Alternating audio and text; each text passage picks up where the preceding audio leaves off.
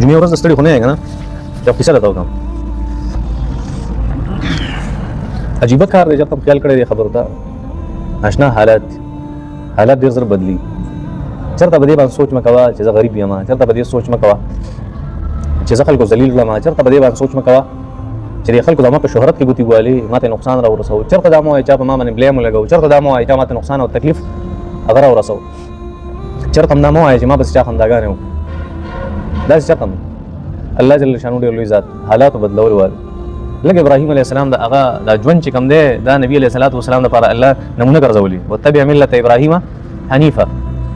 د ابراهیم علیه السلام ورته په نمونه کې ولې پیش کړی یو په هغه وجوهاتو کې دا وجه هم ده چې ابراهیم علیه الصلاة والسلام باندې حالات هغه بدل شوي نبي علیه السلام ته الله وایي چې الله به ستا دا حالات هم بدل څه ناشنا کار دی چل نه راځي بیان یې څنګه وکړم زه کوشش کوم ابراهیم علیه الصلاة والسلام په ده باندې یو دور تېر شوی و او هغه دور داسې و په دنیا کې چې هغه د ده هېچا خبره نه منله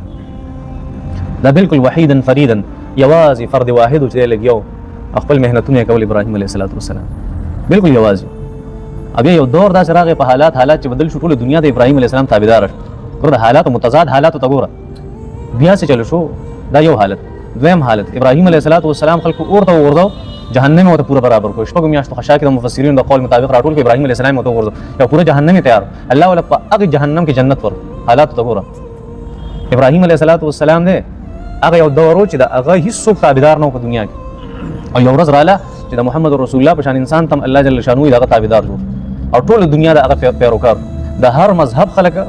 هغه خپل پیغمبر ګڼي دغه کفار مکه هغوی به د ابراهیم علیه السلام په مذهب باندې دغه بد مت او دغه هندو مت او د تمام خلک سوی ابراهیم چې وایي دی دا ډېر نیک انسان موږ د هغه تابعدار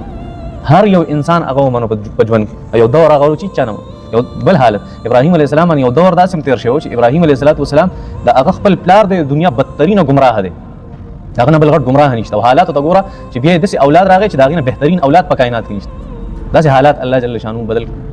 د ابراهیم اسحاق علیه السلام په شان او د اسماعیل علیه السلام په شان او د یعقوب علیه السلام او د یوسف په شانتې او د محمد رسول الله په شانتې اولاد ول الله جل شانو ورکړو علیهم الصلوات والتسلیمات حالاتو ته ګوره دغه ابراهیم علیه الصلاة والسلام د انسان په ژوند کې صحیح خو د انسان په ژوند کې د هغه مال پکار وي او د هغه عزت پکار وي